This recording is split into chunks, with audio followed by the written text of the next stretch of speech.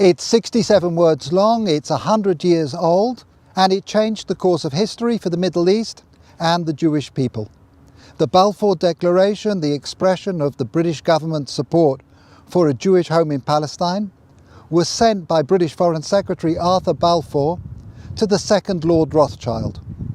I'm here in Buckinghamshire at Waddesdon Manor to speak with the fourth Lord Rothschild about the Balfour Declaration, what it means for Britain, for the Jewish people and the Rothschild family. The Foreign Office, November the 2nd, 1917. Dear Lord Rothschild, I have much pleasure in conveying to you, on behalf of His Majesty's Government, the following declaration of sympathy with Jewish Zionist aspirations, which has been submitted to and approved by the Cabinet. So it's possibly the most famous letter in modern Jewish history, and it begins with three words: Dear Lord Rothschild. Why was it that this letter was sent by the Foreign Secretary to your great-uncle Walter?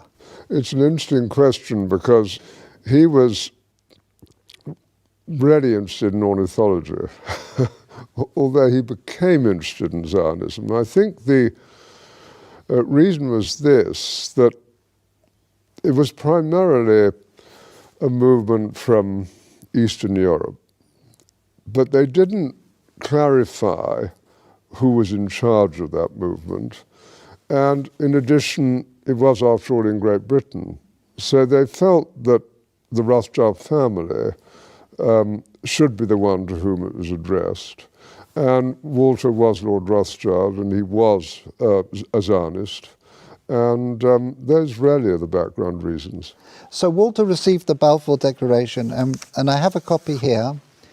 And I wonder if I could possibly ask you to read it for us. Yes, indeed. Yeah. I'm going to put on my spectacles to make sure I read it accurately.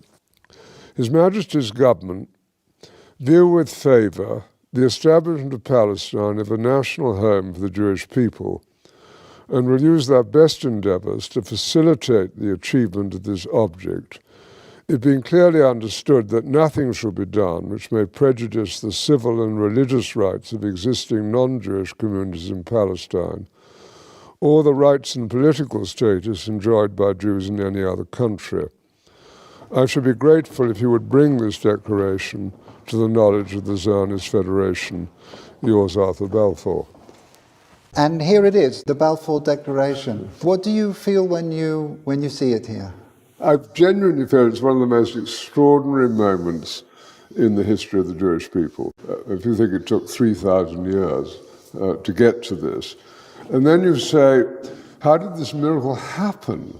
It's the most incredible piece of opportunism. I mean, if you think you had an impoverished would-be scientist, Chaim Weizmann, who somehow gets to England, meets a few people, including members of my family, seduces them. He has such great charm and conviction.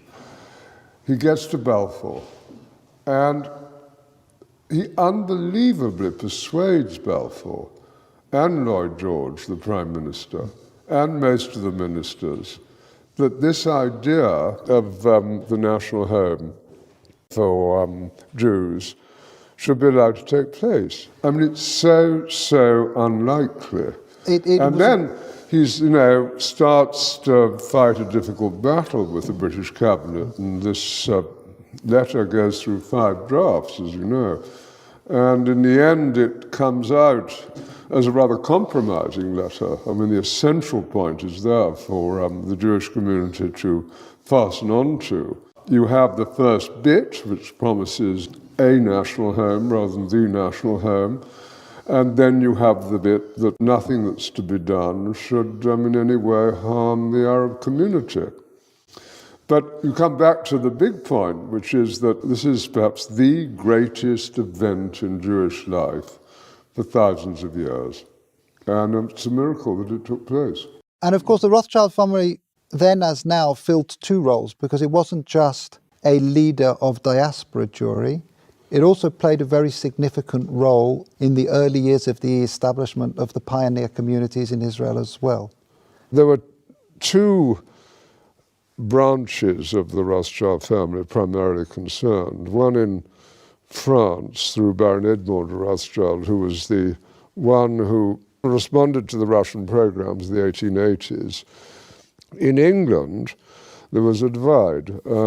Some of the Rothschilds, in particular Baron Edmond's son, James, known as Jimmy, had come from France, partly because of the Dreyfus case and his horror about what had happened, to live in England. He was educated at Cambridge University. And he married an English girl, Mrs. James de Rothschild, and she became a leader at a very young age. She was only 17 when she started writing to Weizmann and introducing him to the British establishment. Other Rothschilds felt it was better to be assimilated into English life, and although they retained their interest in Judaism and Jewish life, they didn't think it was a good thing that this national home should be established in Israel. So it was something that divided my family, as with many other families.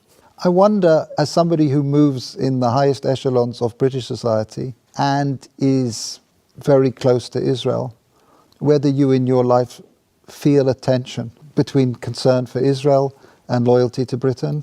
No, I don't personally feel that. I mean, I've been completely committed to Israel since the early 1960s and have been there every year since. So I don't feel that conflict, but I, of course, feel huge loyalty to Great Britain. Just tell us a little bit more about Walter, the second Lord Rothschild, because he was an unusual and colourful character. He was a deeply eccentric man, but from a very early age his passion was collecting. He rode about Tring Park on a giant tortoise. He had a zebra carriage. A carriage pulled by zebras. Yes. He collected on a massive scale birds, insects, fleas, It was butterflies. the largest single collection created by a single individual. I think that's true. I think certainly in Great Britain, I think probably anywhere, he was the greatest collector of ornithological material. His niece, Miriam, writes that for 2 years, as one of his eccentricities, he didn't open any of the letters that were sent to him and stuffed them away into wicker baskets. And it does make you wonder what would have happened if the Balfour Declaration, the letter had been one of those letters that he'd actually, Yes, stuffed.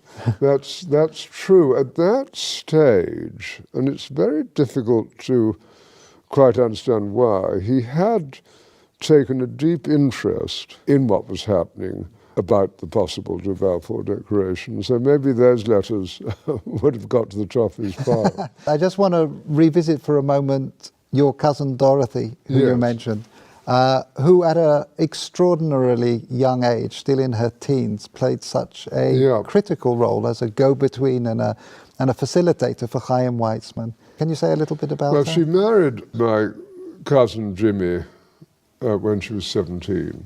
So this is your cousin Dorothy, Dolly. Yep, Mrs. James de Rothschild. And from her teenage years onwards, she was a major supporter of Israel, wasn't she? Major supporter. I mean, she worshipped her husband, who'd been deeply committed, son of Baron Edmond.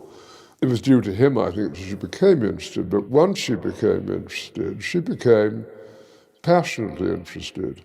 After his death, she became even more committed. She just wanted to carry out his wishes and what he cared deeply about. And then she had her own personality, a deeply good human being who was quite unselfish. She devoted herself to this place, to Israel, and to a few friends, and had a wonderful life. And you can read letters from her to Weizmann and from Weizmann to her when she was only 17. And what she did which was crucially important, was to connect up Weizmann with the British establishment. I think she also trained him in how to deal. She helped educate how to and it's conduct himself. At that age, but she did sort of tell Weizmann, how to kind of integrate, how to insert himself into British establishment life, which he learned very quickly. So I'm here in the Waddesdon Manor archives, where there is a treasure trove of remarkable documents from the time of the Balfour Declaration. We have the correspondence here between the teenage Dorothy and her husband James, and it's really a love story. Here Dorothy is writing to James. She says, "Jimmy, I thought I would not like one day to pass without giving you a piece of news you have never heard before. I love you." But of course their correspondence wasn't just romantic correspondence. Here we have detailed letters describing her dealings with Zionist leaders, her advice and her suggestions regarding the conferences of the Zionist movement. And here we have a letter that the young Dorothy, still not 20, sent to Dr. Chaim Weizmann, where she's talking about the meetings that she's arranged for him. And as we've heard, she was helpful in training and preparing him to enter into the highest echelons of British society to advance the cause of the Zionist movement. And she was an important character in your life as well. She really introduced you to Israel in some way. She was a crucially important character in my life. I became a trustee of Yad Hanadiv over 50 years ago. Which is the Rothschild Philanthropic Foundation. Yeah, being our foundation. And I think I first went in 1962. Can you share with us your sense of what things have been changing in Israel since that first visit? Yes. As Israel, I think, became more and more successful in all sorts of ways, industrially successful, absorption successful, technologically successful, great universities, the problems with the wars that took place, being the clearest examples, of security became more paramount. And so you did see a shift in Israel from kind of the liberal Western place that it had been in the early 60s to something of a very different character. And you also have a shift, of course, between communities in Israel. I mean, Israel is a patchwork of different immigrants from different countries. And you have the religious, you have the non-religious, you have a town like Tel Aviv, which is attractive to the kind of business community, to what I would call ordinary city life. And then you have Jerusalem, which remains a very religious city and full of conflict between Arab neighbors and itself. Those internal issues within the fabric of Israeli society are one of the main focuses of Yad Hanadiv. Can you mention just one or two of the projects that feel to you most significant? Yes, we do a great deal of work on education, a great deal of academic work. We keep going at Ramat Hanadiv, the garden where Baron Edmond was eventually buried. We're on the point of building the new National Library of Israel. Two unexpected ones, perhaps. If you take the Orthodox community, it's important that they have employment. And we're trying to develop programs which it's possible for them to undertake. Similarly, you have a problem with Arab unemployment, and we set up jointly with the government employment centres to facilitate greater employment of Arabs within Israel. And so we're an active foundation trying to help with these fissures in Israeli life and to do some good. And we're sitting here looking forward to the 100th anniversary of this significant letter. If I can just ask you to think about the next centennial, 100 years' time, and just maybe share some of your hopes, your aspirations about where Israel will be? What does one hope for? One, of course, hopes for a peaceful relationship with Israel's neighbours, and that's going to be the most difficult matter of all to achieve.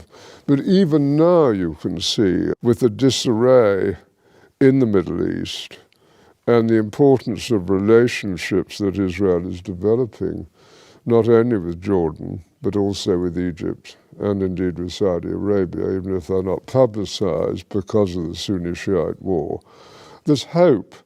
And I think if you take the need of Arab nations to have intelligence help, and if on the other hand you take compassion and generosity coming from Israel to Palestinian territories and its less fortunate neighbors, there are grounds for optimism, and I am an optimist.